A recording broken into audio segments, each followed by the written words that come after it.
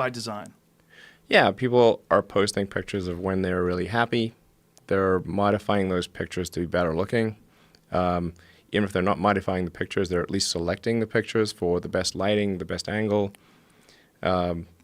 So people basically seem they're way better looking than they basically really are. Right.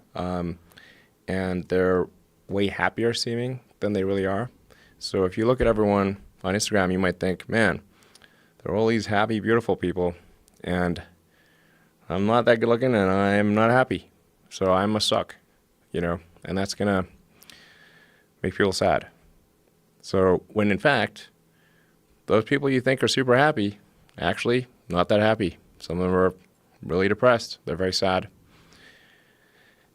Some of the happiest seeming people, actually some of the saddest people in reality. And nobody looks good all the time. It doesn't matter who you are. No.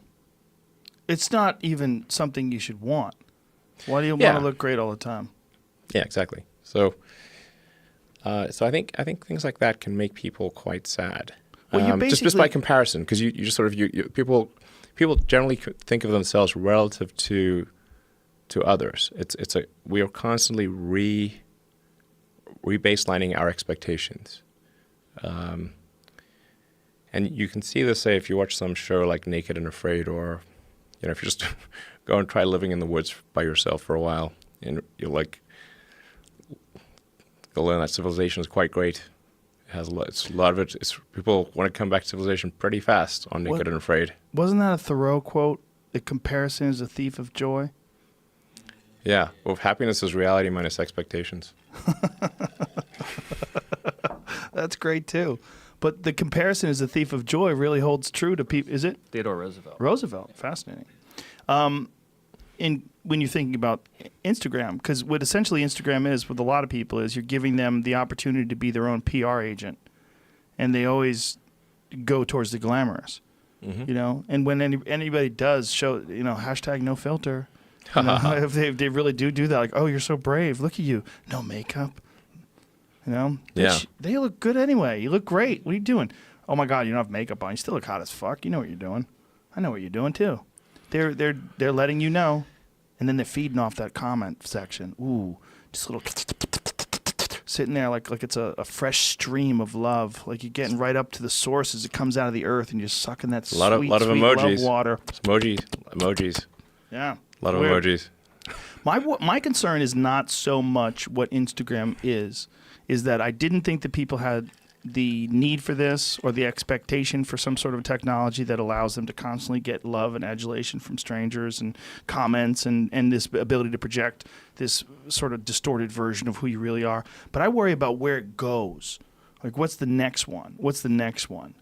Like, where is it? Is it going to be augmented? Some sort of a weird augmented or virtual sort of Instagram type situation where you're not going to want to live in this real world. You're going to want to interface with this sort of world that you've created through your social media page.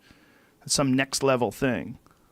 Go live in the simulation. Yeah, I mean, in the simulation. Some Ready Player One type shit that's real. That seems, we have that HTC Vive here, and I've only done it a couple times, quite honestly, because it kind of freaks me out. Sure. My kids fucking love it, man. They love it. They love playing these weirdo games and walking around with that headset on. But part of me watching them do it goes, wow, I wonder if this is like the precursor.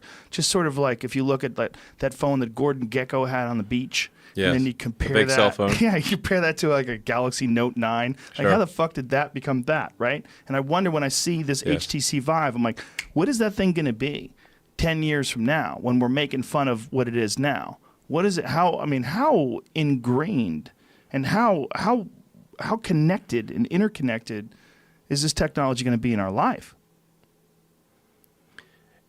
It will be, at some point, indistinguishable from reality. Where we'll lose this. We'll lose this. Like, you and I are just looking at each other through our eyes. I see you, you see me. I hope. You think so? I think you probably have regular eyes. This could be some simulation. It could. Do you entertain that?